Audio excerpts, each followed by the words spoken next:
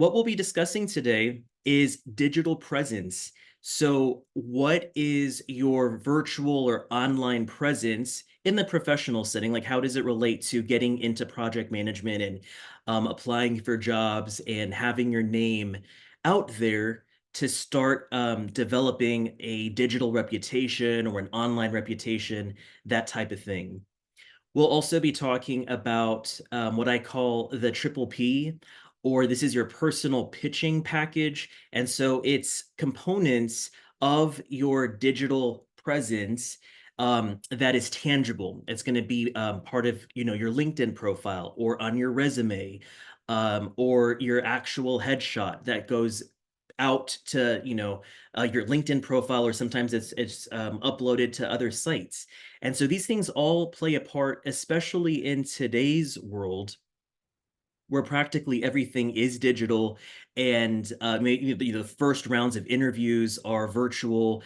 A lot of the submitting your paperwork and job application paperwork is digital. So a lot of it is digital. And so we're going to be covering how to make sure, when you get to the stage of the employer doing a background check.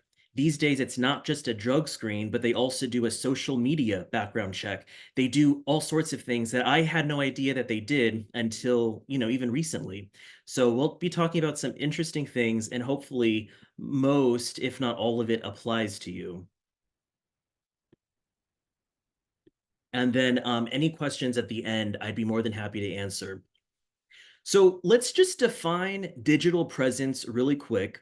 So we have two components, right? So digital visibility, so your online visibility, how you appear online in simple terms, and then also your virtual reputation that is because of your digital visibility. So they are hand in hand. So digital visibility of a person, business, or brand as seen through their social media, their online comments, mentions, like on Instagram and YouTube, and then reviews, maybe, leaving Google reviews for businesses and vice versa. And in all of that, you're leaving a digital footprint. So if you leave enough digital footprints, it establishes a virtual reputation of you or your business or your brand. And that's evidenced by the impression that others have of you. So, what is the impression that friends have of you on Facebook, for example? Or what is the impression that maybe like restaurant owners have of you when you leave like a restaurant review on Google or something? So it goes hand in hand, and it is vice versa situations many times. Now, we're going to focus tonight on developing y'all's digital visibility. Okay. And so we're going to focus on 5 components that develop a digital visibility that is, I guess, like 3 words to sum it up would be it's robust, it's credible, and it's consistent. Like it's not ever changing, but it's consistent with who you are as a person and your character and your values. So let's start off with market definition. Now, I'm going to drop a question verbally, and then y'all can just type in the chat. For those who are here, are y'all looking for a job currently, or are you trying to like open up a new venture, like whether it's an organization you're trying to start or a nonprofit you're trying to start? I want to gauge where y'all are at. Are y'all looking for a job currently, or trying to open up something of your own? Just let me know in the chat. I'll give you like 15 seconds. Because yeah, this presentation can go, it could lean more towards those who are trying to create their own company, or it could be tailored even for like students who are trying to get their first job, for example. So I just want to gauge where y'all are at. Okay. All right, very good. So we're going to actually tailor this to be more of for someone searching for a solid job that is maybe something that they've always wanted, or just something that's going to give them a really solid salary.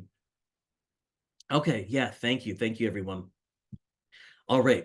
So, market definition. Define the market you're actually passionate about reaching, influencing, or helping.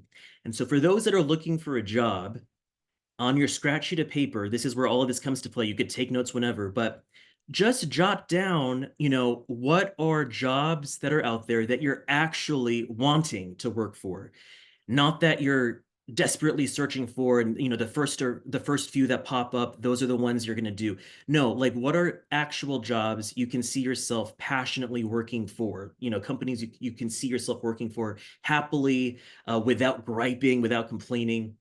Jot those down. So who do you want to work for?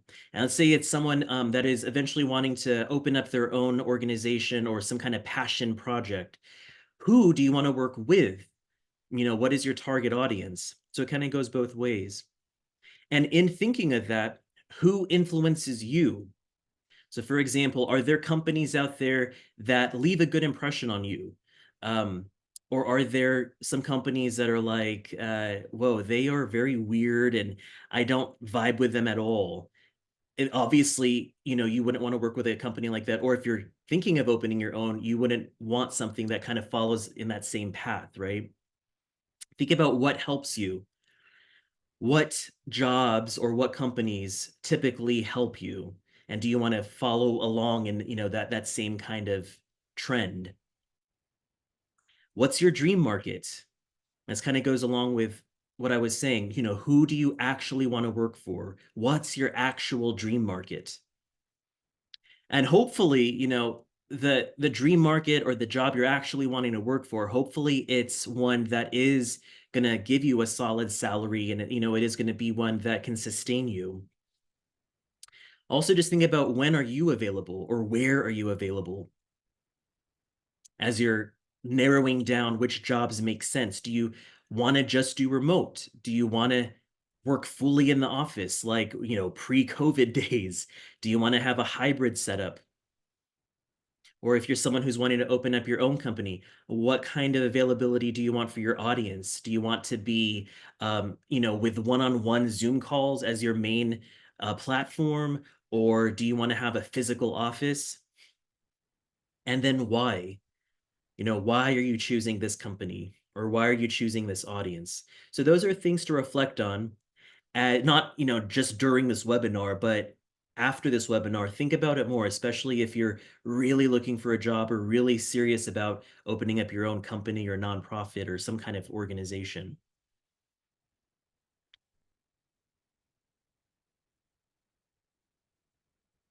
The second thing that is important to define is yourself. So you've kind of defined, all right, this is the market or the job that I'm actually wanting, or the market I'm wanting to work in, or the market I'm wanting to help. Now you have to picture and define your role in that market, and what precisely makes you you in that market. So how do you envision yourself fitting in that job? How do you envision yourself fitting in that nonprofit you want to start for a specific demographic?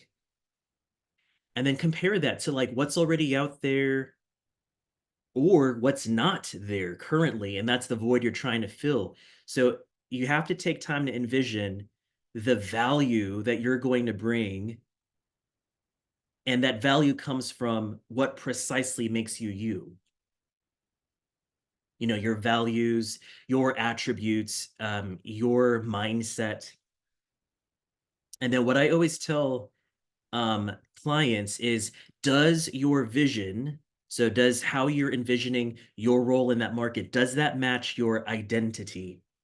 And what I mean by that is, your identity is your, like, how you define yourself in terms of character. What do you value? What's important to you? So is how you're envisioning your role in that market, is it in alignment with that, or is it contrary to that? Because that'll determine if this is a long game kind of thing, where it's like, I actually enjoy what I'm doing and I could keep doing this for like years on end. Or it's going to determine if you're going to quit after a week because it doesn't vibe with your personality or your values or anything like that. So it all comes into play. So on y'all's scratch sheet of paper, brainstorm at least one role in the market that you've just defined. So I have an example for this. So let's say that, for example, real estate in San Antonio, it's booming, obviously, but it's also a saturated type of job because there's a ton of people trying to get their real estate license or they have it, but they're trying to get their foot in the door more firmly, right? So I encourage that person, that hypothetical person, brainstorm what type of realtor you want to be in San Antonio's real estate market. You know, who are you trying to serve specifically? Are you wanting to just do the luxury tier of real estate? Are you just wanting to do multifamily residential? You know, what kind of role do you want to have? You can have more than one. So, you know, brainstorm as many as you can. And as after this webinar, or keep this for as long as you want, you start to narrow it down, you know, as you start to cross out jobs that didn't work out for you or interviews that didn't go as planned. So this is an ever growing, ever evolving thing. And then next to that, brainstorm at least 3 specific traits, values, or virtues that actually define you. What's important to you? Like, if family time is important to you and you want to be home as much as possible, is being a realtor going to be um is it going to be logistically practical for you if you, like, for example, if the only houses you're able to do are like in New Braunfels, or let's say that all of your clients are in New Braunfels but you live in downtown San Antonio, that's going to be like a hard trek for you, right? So if you know that goes against your family, your desire to spend a lot of time with family, or let's see, maybe like something that means a lot to you is um, helping those that really, really need a boost. So maybe there is you have a passion for opening a nonprofit in like the poorest zip code in San Antonio, um, but something that you envision for your company is to sell super bougie, super luxury priced items that's not in that same, that, you know, not in the right price range for that demographic. That's contrary to each other. You see what I'm saying?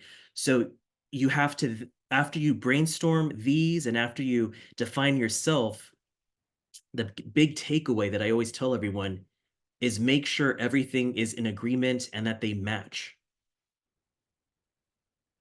So this will take a lot of, you know, once you define yourself and then once you brainstorm those traits, values, and virtues, do a lot of those line crossing, you know, make sure that everything matches, make sure everything agrees. And if there's something that doesn't line up, then that's kind of a red flag. It's not necessarily a 100% red flag, but it's something that might affect you as you begin to work for that company or as you begin to establish your nonprofit, because you'll start to see that there's some things that don't line up, some discrepancies.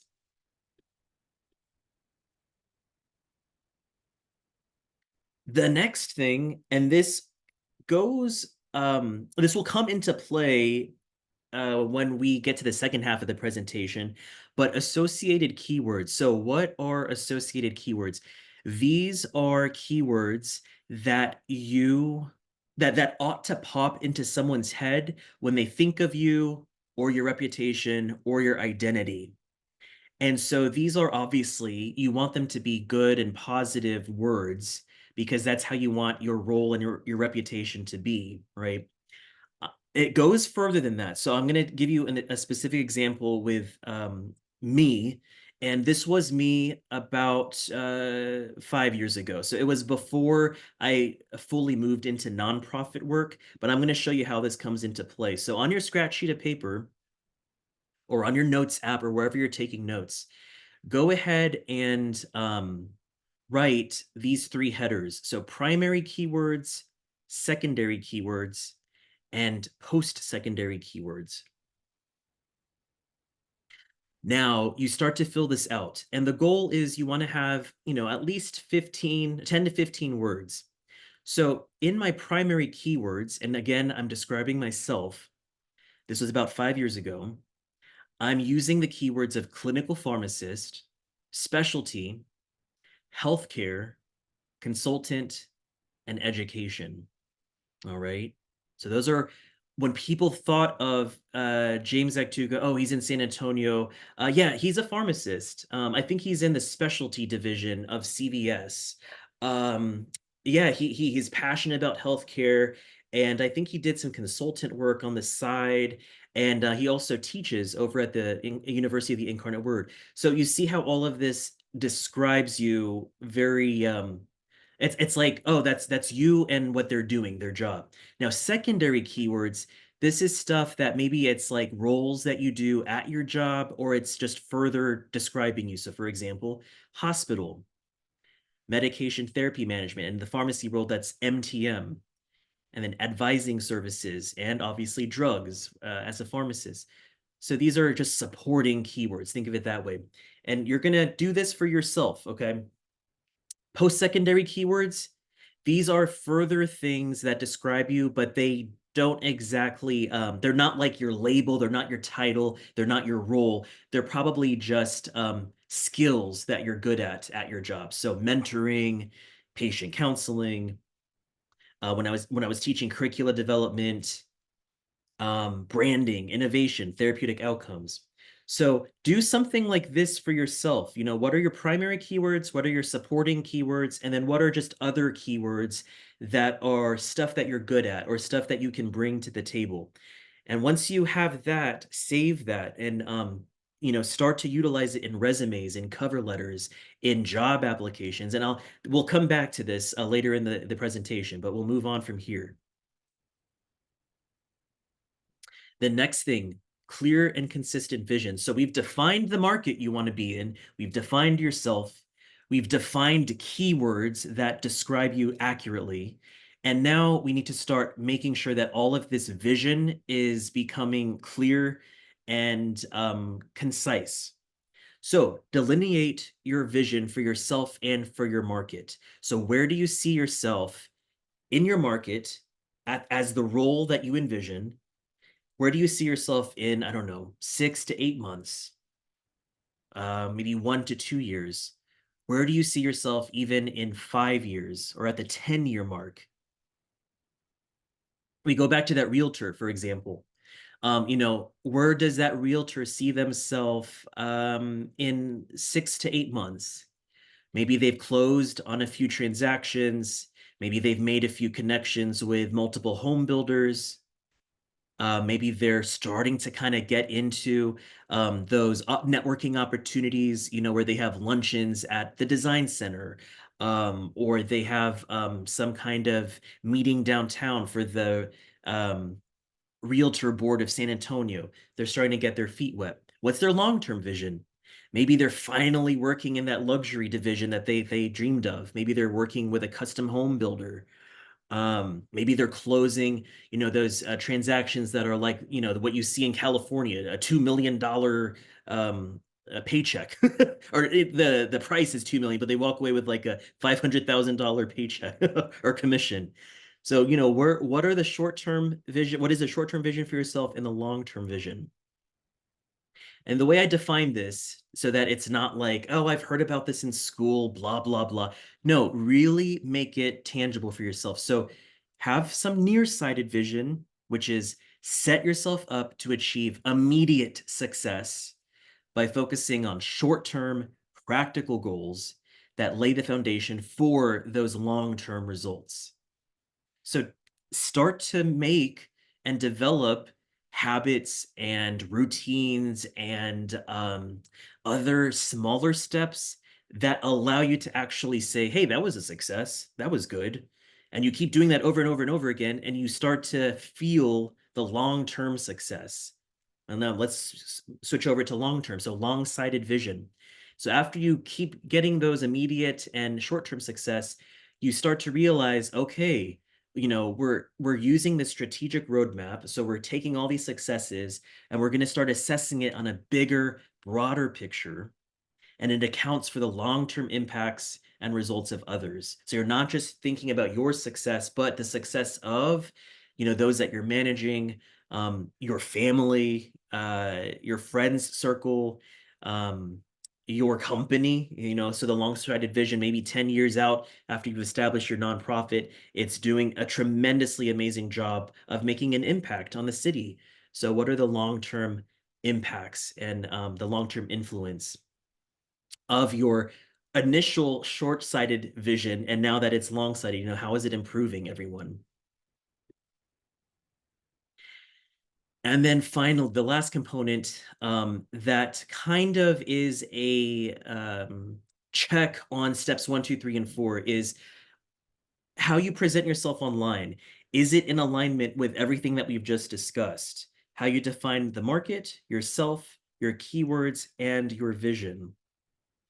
And is that what you're presenting on social media? So for example, if someone, the most blatant example, let's say if someone was like um, like a priest, right? A priest. I'll just say a priest. Now you wouldn't expect a priest to have, I don't know, like some live streaming gaming channel on YouTube, or maybe you would. I don't know. I don't think I've ever heard of that.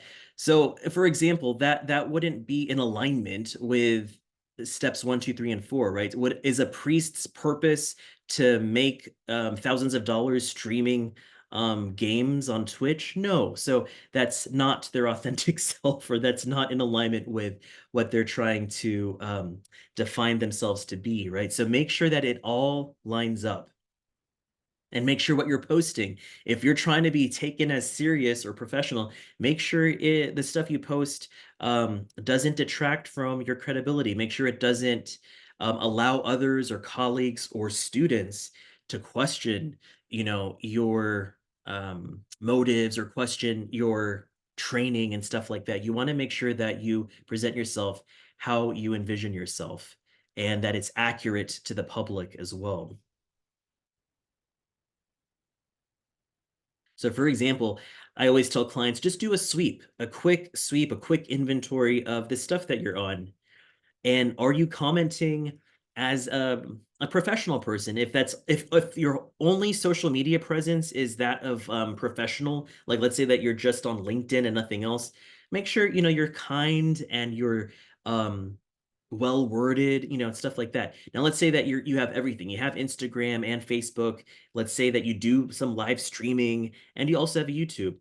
Um, and you like to tout that you are kind and you like to give back to the community, and that you're um, smart and witty or something like that. Is all of your posts, is all of your comments in alignment with that? Or are you some bitter person that's, cussing everyone out and just being a mean person on social media? So yeah, do a sweep, do an inventory of how you are on social media, and make sure that it's in alignment with steps 1, 2, 3, and 4. Okay. At this point, guys, does anyone have questions, or does anyone want to share what y'all have written, or do you have do you need clarification on anything before we move on to the next slide? And I'll give you guys 10 seconds to write or to unmute. So when we're doing like the words, what does that mean? Like something we want to do, or just like who we are? Yeah, so very good question.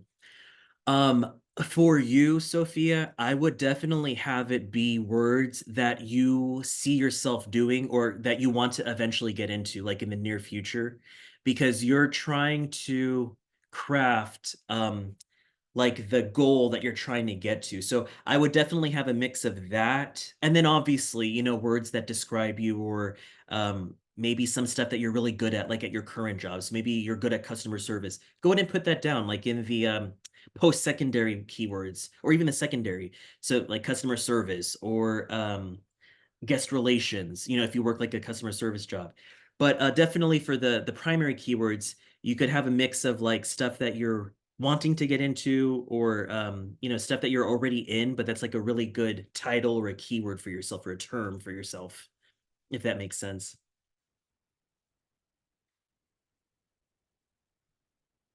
Okay. All right, we will move on to how that all leads to you having a good virtual reputation. So steps 1 through 5, all of that's solid and all of it checks out. So there's no contrary stuff. There's nothing that is a red flag. After you've verified that, you should have a good virtual reputation. And so a good virtual reputation always leads to building strong trust and loyalty, whether it's with your supervisors at a job or with your audience. After you do that organization, you open that organization you wanted to. A good virtual reputation attracts better clients and better talent. If it's one of you looking for a job, if you have a good virtual reputation and you know how to brand yourself and have a good digital presence and all the other steps I said, you'll know how to market yourself and to speak to who returns the calls or returns the emails. And those people and those companies, they'll start to get better. They won't be like the bottom of the barrel, crappy people. It'll start to be companies or people that you actually are like, oh wow, this is cool. A good virtual reputation promotes visibility and credibility. And that's because there's no red flags. You worked up your branding, you defined your market, you defined yourself really well. And so it's making you as visible and as credible as possible. A good virtual reputation maximizes profit in transactions. So if someone was on this webinar who already has a company, if, for example, I help them develop a very robust, strong presence, there's going to be a lot better marketing of that company, right? So you're maximizing the amount of foot traffic at the website or in the storefront. And then finally, a good virtual reputation lessens risk of brand damage. Why? Because you're so solid in those 5 steps. So the whole goal of those 5 steps is to always be current, to always be fresh. And what I'm talking about is to you. So make sure you revise it and look at it to make sure it's still in alignment and there's nothing that's raising a red flag. And that's how it lessens the risk of brand damage. And so to wrap this whole section of the webinar up, you do those 5 steps, and that's basically how you develop your brand identity. And brand identity is just a fancy term. It's just developing yourself or developing uh, like the job market you want to start narrowing down your applications to. So brand identity is how are you branding yourself? How are you branding the jobs you want to get into, stuff like that. And you just have to do this cycle and do it regularly to make sure that you are maintaining the brand that you have set forth for yourself. So display your values, and that could be on social media. It could be on your resume. It could be as you talk during the interview. Be proud of who you are. Share your voice. That kind of goes hand in hand. Next is be transparent and honest. So don't pretend to be something you're not and don't hide things, but just be transparent and be true to who you are. And then always, the bottom 3 are so key. Serve customers well, own up to anything that can be a fault of yours. Just own up to it and grow from that and build customer loyalty. Now, for those that are looking for jobs, these kind of start to sound like you're running a company. So for those that are looking for jobs, how can you serve your company well? Or like if you're at an interview, what is the value you could bring to the table to serve the company's clients or customers? Own up. If you make mistakes on the job, just say, hey, I did make a mistake, but this is a huge lesson for me and I'm stronger because of it. And build customer loyalty. I always say be faithful with what you have and more will be given to you. So whatever job you're applying for, be faithful to it and give the best that you can to build their loyalty, their customer loyalty. And eventually you'll start to have more for yourself eventually if you have your own company. Then lastly, improve your offline reputation. So how are you with colleagues and classmates and coworkers? How are you off of on the online world? So when you're just in person, I know everything is so virtual and digital now. It's so different from when I was a teenager or even in my 20s. But make sure your social game is strong. Your personality in person is strong. value all feedback, and lastly, engage. Right. So do all of these things after you do those first 5 steps. And you don't just do these like willy-nilly. You probably do like an inventory like once a year to make sure that your brand is good. Am I still applying to jobs I actually want? Is my resume actually still accurate? Is my passions changing to a different sector of a different industry? Then you have to kind of tweak these as you go along. Okay. All right. So we're going to move into I would think this is the more interactive part of the presentation. Not so much y'all talking, but this is kind of like where y'all are probably going to be jotting stuff down on your scratch sheet of paper or in your notes app. So these are the next 4 things we're going to tackle. Before I move on, does anyone have questions before we move on? I'm going to give you 15 seconds to type or to just unmute.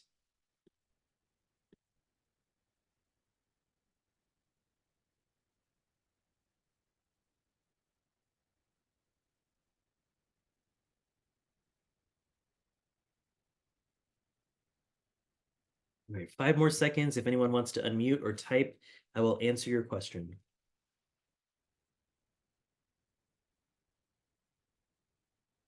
All right, guys. So let's go ahead and end strong. This is the section that I hope really helps y'all, especially if you are looking for a job.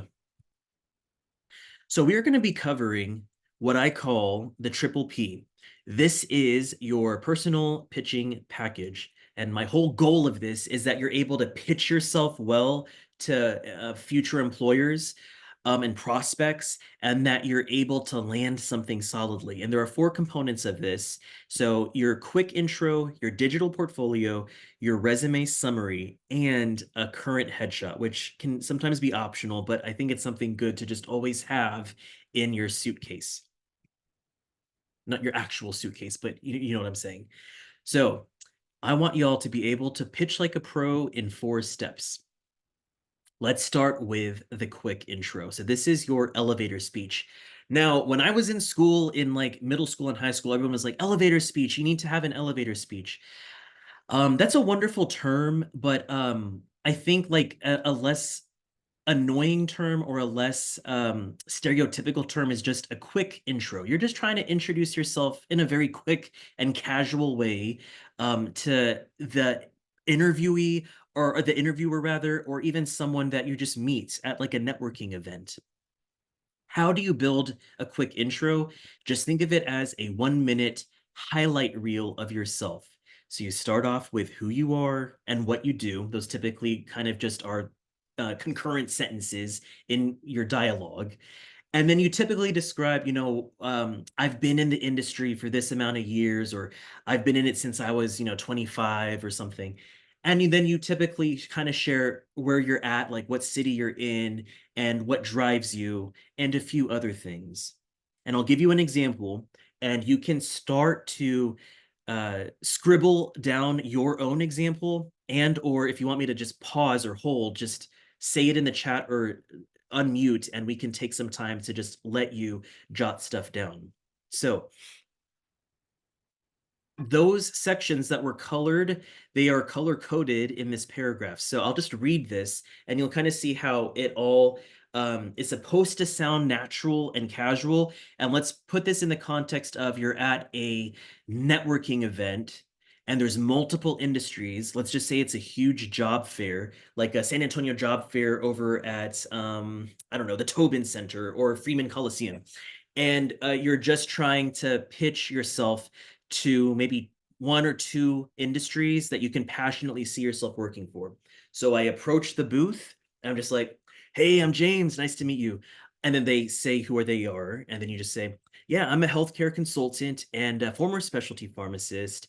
I actually recently left practice to now focus on teaching.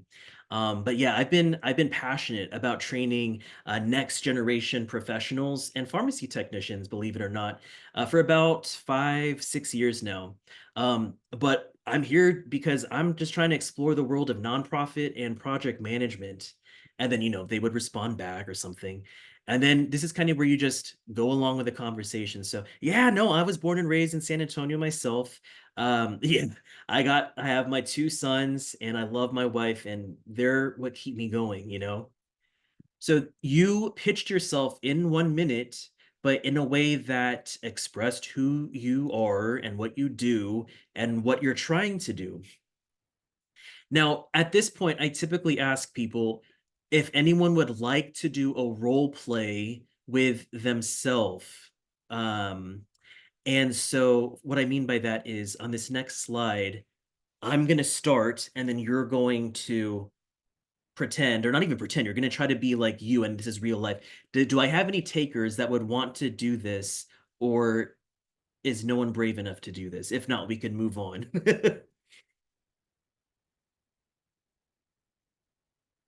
And you could either unmute or just put in the chat if you'd like to do this exercise.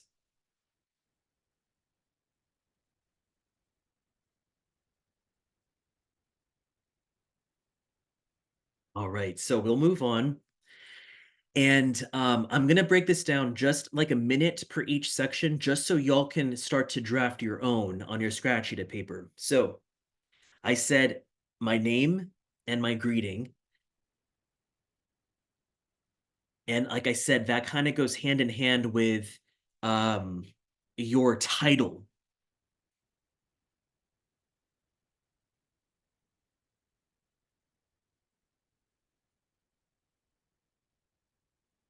So your name, your greeting, and your title.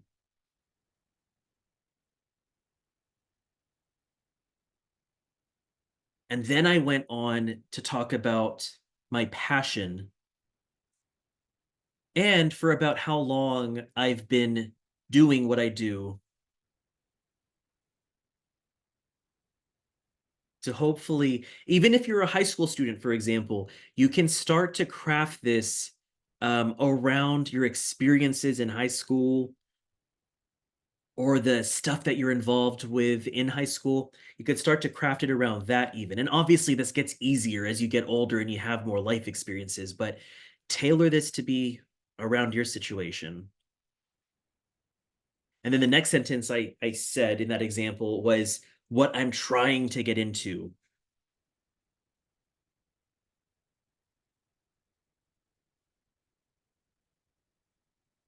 And then lastly, just kind of a casual banter or something to make you connect with the person, whether it's a a sports team that you both share anecdotes about, or if it's a cool restaurant that the group went to and you're like, oh man, wasn't that food great? You know, just something like that to end the introduction. Okay. Does anyone have their own example, or maybe you've already kind of crafted something like this even before this webinar? Does anyone have an example that they'd like to share with the group? Maybe just to help someone else other than my example. Let me know or just unmute.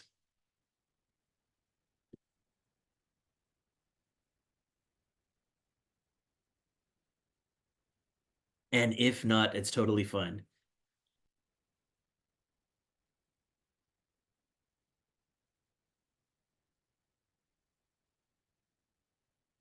And one thing that's cool is on webinars that are larger, I typically have like a breakout session here and people help each other get comfortable with like bragging on themselves, but in a way that it's not to brag about yourself, but it's to get yourself comfortable about introducing yourself and pitching yourself. But I know there's only, 10 of us on this call, so we're not going to do that, but I'll pitch this. If anyone wants to practice this or if they need more help on this, just shoot me an email or shoot me an email. I was going to say shoot me a DM, but shoot me an email and I'd be more than happy to help you further. And I'm putting my email in the chat. We'll move on to the next thing. Take a break from that. We're going to talk about the digital portfolio. So this is instead, think of it this way. Instead of you carrying a little binder or a little leather pouch that has your business cards and paper copies of your resume and a notepad and all sorts of gadgets. Just think of everything moving to an online platform. So there are examples on Google of e-cards. And so these are, for example, if you were to meet someone at a networking event, you just scan each other's QR codes, or you just tap each other's phones, and then it takes the other person to your LinkedIn, or it takes them to your website or your YouTube channel. So there are new things like that that take advantage of convenience and quickness and less bulkiness when you go to these types of networking events. But my example tonight is just going to be the use of LinkedIn because it's something that everyone can readily make and have access to and easily personalize without going all crazy with like a QR code and having to subscribe to some crazy membership that costs you a monthly fee. So here, for example, is my LinkedIn. And feel free, if you're on a computer or if you're on your phone, if you want to add me and start connecting and having me as a resource or a colleague or whatnot, yes, please add me. I'd be more than happy to add you. So this is kind of like my online business card. Rather than everything being expensive and making 100 business cards that might just be thrown away by the other person, I just say, hey, yeah, I'm definitely on LinkedIn. I'd love to connect. Just look me up. I'm James Agtuca. And when they come to the LinkedIn, they'll see what exactly I do. So, normalizing career pivots. Okay, so this is a guy who maybe it hasn't just been in one sector, but is okay with being in different industries. Educating and empowering next generation professionals. Oh, okay. So I think he does some kind of training or some kind of teaching. And then co-host of the F is for podcast. Oh, nice. He has like a thing that he does on the side. So you see how this can be more effective than just a plain old business card. So this is stuff that you kind of want to take advantage of. And then obviously, as you go through the profile, you would see the universities I teach at, the companies I've worked for, the schools I attended, when I was younger. So it's a full business card that is it's just endless. It literally can be endless, and you could curate it to however you want. So take advantage of LinkedIn, put your projects on there as you'll go through the project management curriculum. Put your thoughts and your ideas. You can share articles, you can share blurbs, stuff like that. So take full advantage of that. All right, we'll move on to the third aspect of your triple P, the resume summary. This is going to be another one you want to have room on your scratch sheet of paper to start scribbling and to start making your own version of it. And I can't emphasize it enough because there are a lot of jobs that are reliant on AI technology and those AI and chat GPT um, software that filters out your resume. And if you don't have enough keywords, like the ones that we were talking about at the beginning of the presentation, if you don't have enough of those keywords that align with the job opening or whatever, it's going to just throw your application to the bottom of the barrel. So this is one you want to pay attention to. So let's get into the resume summary. This is basically taking your quick intro or that elevator speech, and you're going to add or infuse your interests, skills, and value. So you're starting to make it more tailored for the job. So the purpose of your resume summary, or another term is your professional biography, is to bridge any gaps in understanding that the interviewer may have regarding who you are or what you do or why you do it. So you're trying to make them fully understand who you are as a person, but also as a professional, like as a person that could be taken seriously for the role of this job opening. And you're doing this all while strategizing keywords to further strengthen that resume and make sure it doesn't get pushed further and further down. Gone are the days of those resumes that are very plain.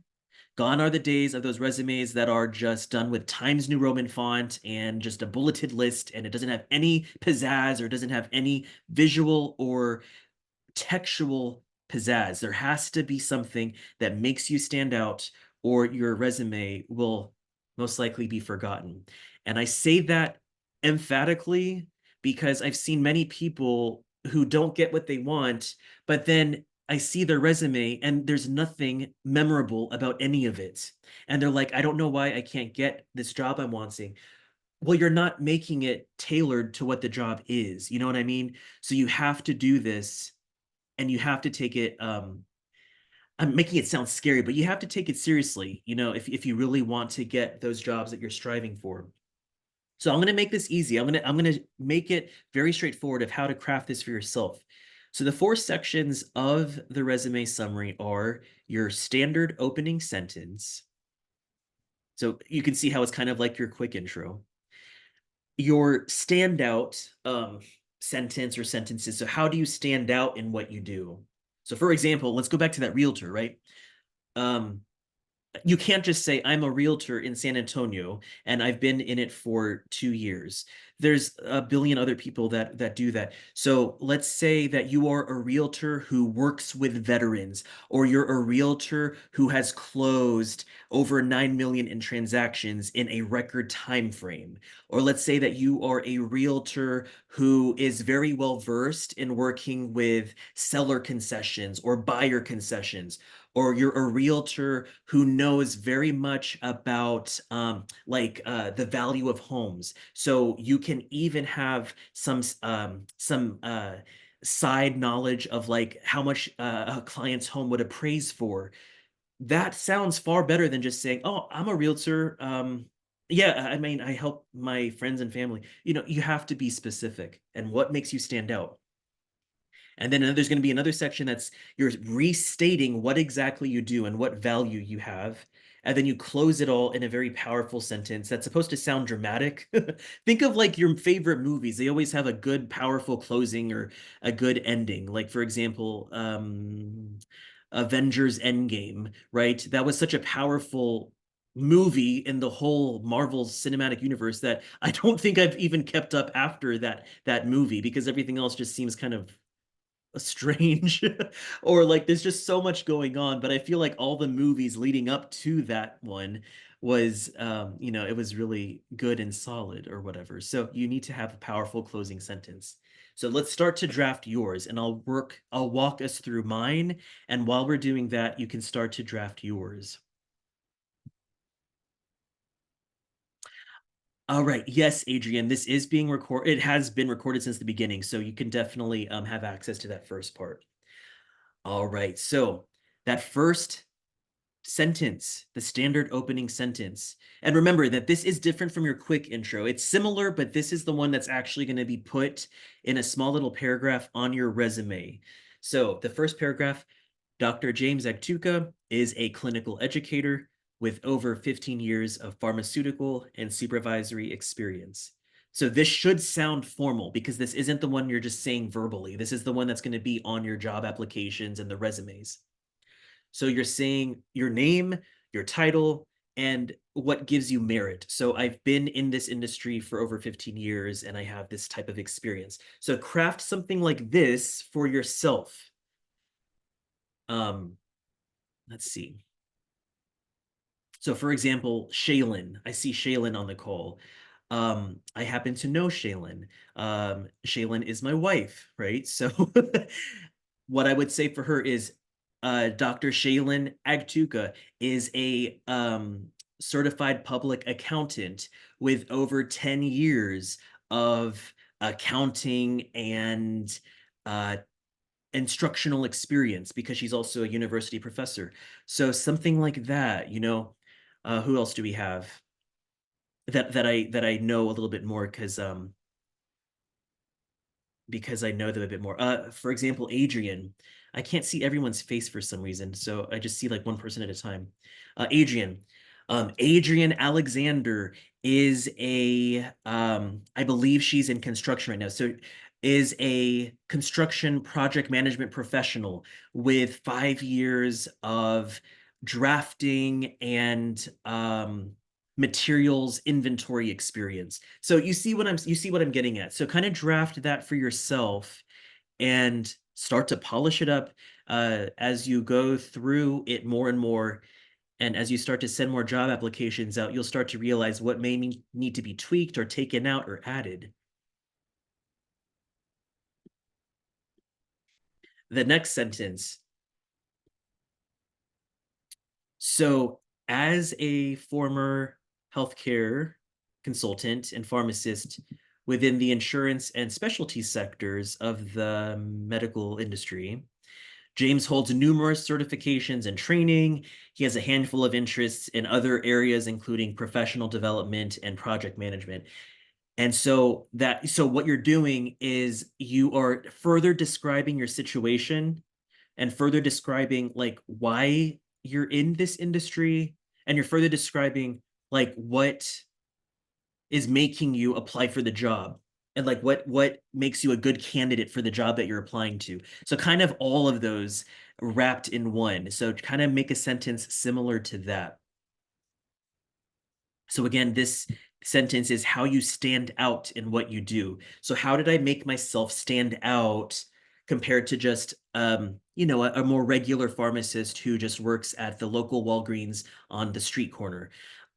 One, I was a former healthcare consultant, so I did some consulting for long-term care facilities, nursing homes. I did some regulatory work. And then I specialized in those weirder medications like cancer treatment drugs and the insurance side of all of that. Um, I did have training certifications in MTM. Remember that medication therapy management? There's one of those keywords from earlier in the presentation. So you can see how you're going to start to add those in or refer to those keywords in this resume summary.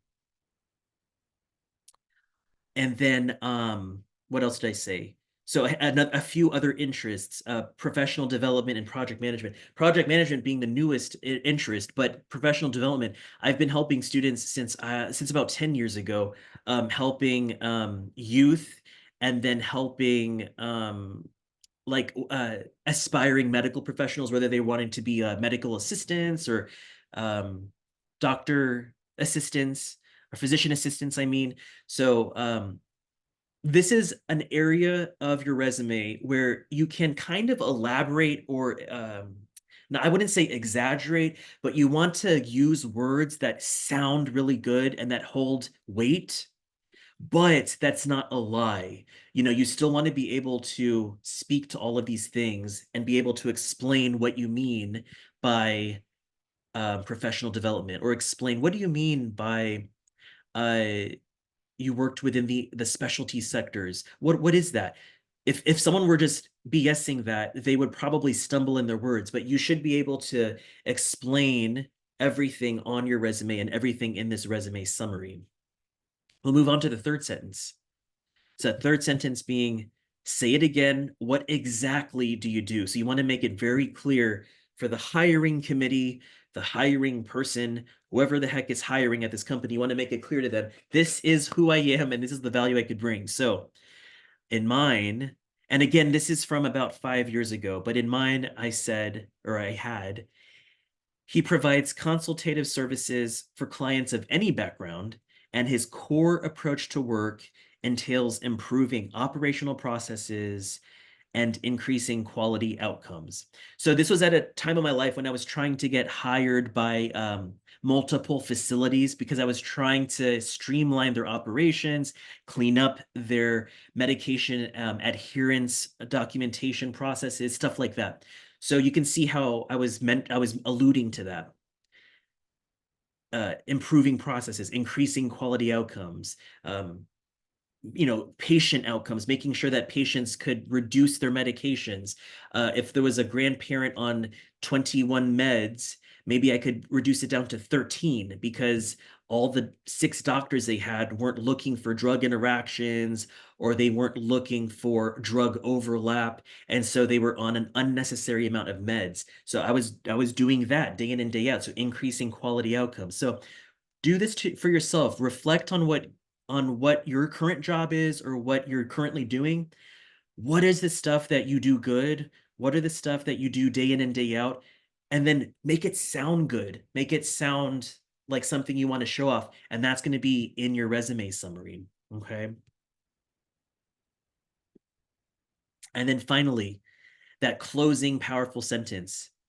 James strives to present relevant, simple, and implementable strategies that all parties involved are empowered and equipped for sustainable success. So let's say someone's trying to get into project management. What is a closing sentence that you can form for yourself so that you sound good to a future employer? Um, Let me see if I could see any more names. For example, here's Orlando. So Orlando is one of our newer cohorts. Uh, Good to have you, Orlando. So his closing sentence could be something like, um, Orlando strives to present efficient, logical, and um, what is that word like for like you want to do a dupe like you want to duplicate it. I don't know, something like that. Strategies, ensuring that all stakeholders and all all stakeholders and clients are empowered and equipped for success. I kind of copied my own, but you see what I'm saying. Make this relevant to your job that you're trying to apply for or the market you're trying to get into, and make it personalized to you. At this point, I'm gonna really, really ask this. Typically, I always have questions at this part of the presentation. Does anyone have questions on your own draft of this, or does anyone want me to clarify anything further? Please leave it in the chat or just unmute and we could discuss it.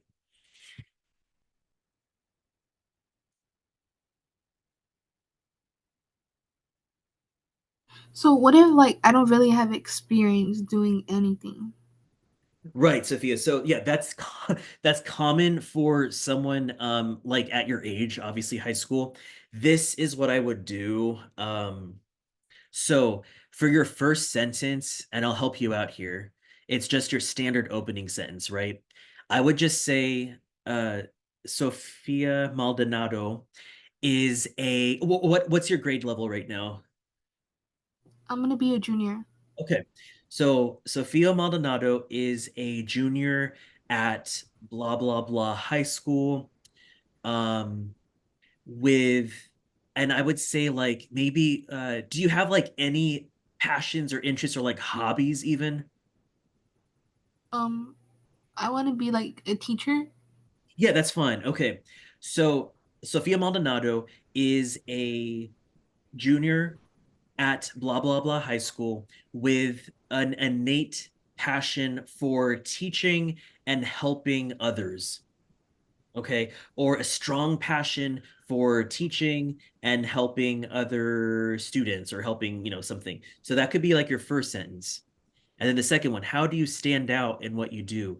So for this one, I don't think it really helps to put mine up. I could say for yours, it could be something like Sophia is um, kind-hearted, dependable, and always timely. And then dot dot dot. So just add more stuff. And then she is always she is always no, I wouldn't say bragged about, but she's always in everyone's highest esteem, or like everyone thinks highly of her, or, past teachers have thought highly of her, something like that. So that's you're trying to help yourself stand out even as a high schooler, even just as a junior in high school. And then say it again. What exactly do you want to do? So this is where you would be like, uh, so Sophia is taking certification programs, or she is enrolled in curriculum to help her become a teacher in the near future, or she is part of the digital scholars at blah blah blah high school, with the eventual goal of being a teacher. So that's how you would craft yours. And then a closing sentence for you, Sophia, could be, do you have any siblings, Sophia? Yes. Okay, so I would, just to make it sound a little more like emotional or something like that, I would be like, um, let's say not just you, but just a general example. With three other siblings, Sophia wants to set the example for, as the oldest child, and she plans on giving 110, she plans on giving her best efforts and her heart into the profession of teaching. So does that kind of help you? Does it help a little bit, Sophia, just kind of show you what you can start to write for yourself? Yes, thank you. Yeah, okay. Any other questions, or does anyone else want to walk through their example? Whether you're a student or even someone who's older and you're just trying to switch careers or something, that might be an interesting example as well. And while y'all are doing any final jotting down, my next webinar, or the webinar next week, which is on a Thursday, it's really crafted for those that are doing like a career shift. Not that someone in high school wouldn't benefit from it, but especially if you are trying to go into other sectors, that specific webinar is going to be all about the overlap of your skills and abilities and how you need to strengthen that up to really be taken in by these employers that are looking to hire. So tune into that, and will carry on. But any other questions on this one before I move on?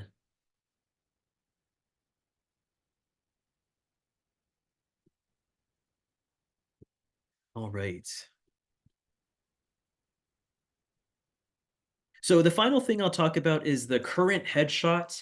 I used to just have the headshot here, but the reason I call it the current headshot is because this needs to be the interviewer's or the future employer's way of making a memory of you. So let's say, for example, you get brought in for the first round of interviews and it's virtual, it's on a Zoom call or WebEx. And let's say that you want to leave a good impression on them. So you need to look the part and make that the memory maker. Make your headshot on your screen, make that a good memory for that person. And as they end the meeting, they'll jot down, solid interview. They had great eye contact. He or she looked sharp. They looked like they were ready to go. They look like they mean business. So you want to represent yourself in the best way possible, both in that regard, but also in your social media. So like LinkedIn, for example, you wouldn't want to have some kind of profile picture that you typically have on Instagram or Facebook. You would want to have something that's a lot more clear and straightforward. You just want to see your face. I don't want to see some silhouette or some beach picture, where you're in your bikini in Cancun on your Instagram profile picture. We're not going to use those types of pictures in LinkedIn. So you want to just have a nice professional headshot, kind of how you would want to appear if you were in person for the interview, or if you were actually going to the office every day, how did you used to dress? So when I was in healthcare, when I was in hospital, for example, I was wearing a button down and a tie, and not really a normal suit, but I always had my white coat on. So of course, at the time, I wanted my headshot to reflect that. I'm not just going to be in um a muscle shirt. I'm not a bodybuilder. I wish I could have that body, but I'm not. So I need to get that body for the summer, but you see what I'm saying. And now, I just rely on a picture that's just general. I'm in a suit and tie. It just looks presentable, right? So make sure you have a good solid headshot for your LinkedIn. And even if you want to use it for Instagram and Facebook, carry it over. But for me personally, on Facebook, it's more personal. I have a picture of I think it's my family, the four of us. You could have that as your LinkedIn headshot, but are the interviewers are they caring about all that? Probably not. And for some, they probably don't even want to know if you have children. Maybe they just want to see you and your face. So just keep all of that in mind, okay? Here are examples, and also it's a pitch for a wonderful organization who takes really good photo shoots of veterans and military members, but you have to apply for it, but you get a whole spread. And they do what you see here, like your nice headshots, but I think they also do um, an actual photo shoot, but you have to apply for it and it's completely free of charge and stuff like that. But this is just to serve as an example. You see how clear everything is? They're just smiling with their pearly whites. They look happy. No one looks depressed. Um, they look like they mean business. It doesn't look like anyone's doing shady deals, right? It looks like they um, can respond well. It looks like they can think clearly. So that's what you want to emote in your headshot. Okay. So don't go for like a flirty smirk. Don't go for a wink, none of that nonsense. You just want to look the part. Any questions on the headshot? Typically, this is very straightforward, but you never know. Does anyone have questions on this? And if anyone needs access to, a good headshot service here, I have about 3 contacts that would be more than happy to do these types of headshots. And not even like on a blank background, but they can take you to different, areas of San Antonio and have like a nice headshot where there's a good background or something like that. So just let me know, just reach out to me and we could align that or get that arranged for you rather. All right, guys. So we have about 17 minutes to spare.